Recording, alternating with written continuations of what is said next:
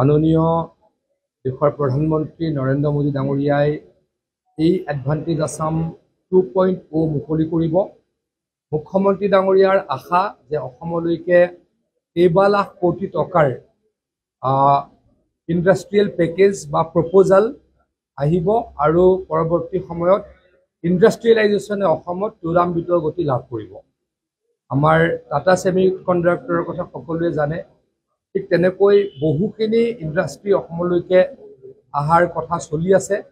মুখ্যমন্ত্ৰী ডাঙৰীয়াই দেশে বিদেশে ইণ্ডাষ্ট্ৰিয়েলিষ্টসকলৰ লগত আলোচনা কৰি অসমলৈকে নিমন্ত্ৰণ জনাইছে আৰু আমি প্ৰত্যেক জিলাত আমাৰ যিসকল এণ্টাৰপ্ৰিনিয়ৰ আছে তেওঁলোককো উৎসাহিত কৰিবলৈ এনেকৈ জিলা হেডকোৱাৰ্টাৰবিলাকত আমি ৰোড শ্ব' পাতিছোঁ। তাৰে অংশ হিচাপে আমি আজি শোণিতপুৰ আৰু বিশ্বনাথ জিলাৰ ৰোড শ্ব'ত অংশগ্ৰহণ কৰিলোঁ।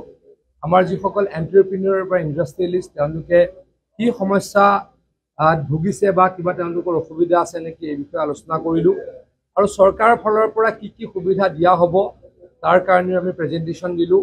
মুঠৰ ওপৰত অসম যাতে এখন মেনুফেকচাৰিং হাব হয় তাৰ কাৰণে হিমন্ত বিশ্ব শৰ্মা ডাঙৰীয়াই যি পদক্ষেপ লৈছে তাক ত্বৰান্বিত কৰিবলৈ আমি সকলোৱে হাতে কামে লাগি গৈছোঁ। মই একজেক্টলি ক'ব নোৱাৰিম, মই ইণ্ডাষ্ট্ৰি মিনিষ্টাৰ যিহেতু নহয় বা মুখ্যমন্ত্ৰী ডাঙৰীয়াই জানে, কিন্তু মই এটা জানো যে কেইবা লাখ কোটি টকাৰ প্ৰপ'জাল আহিব আৰু পৰৱৰ্তী সময়ত অসমত ইণ্ডাষ্ট্ৰিয়েলাইজেশ্যন আৰু ত্বৰান্বিত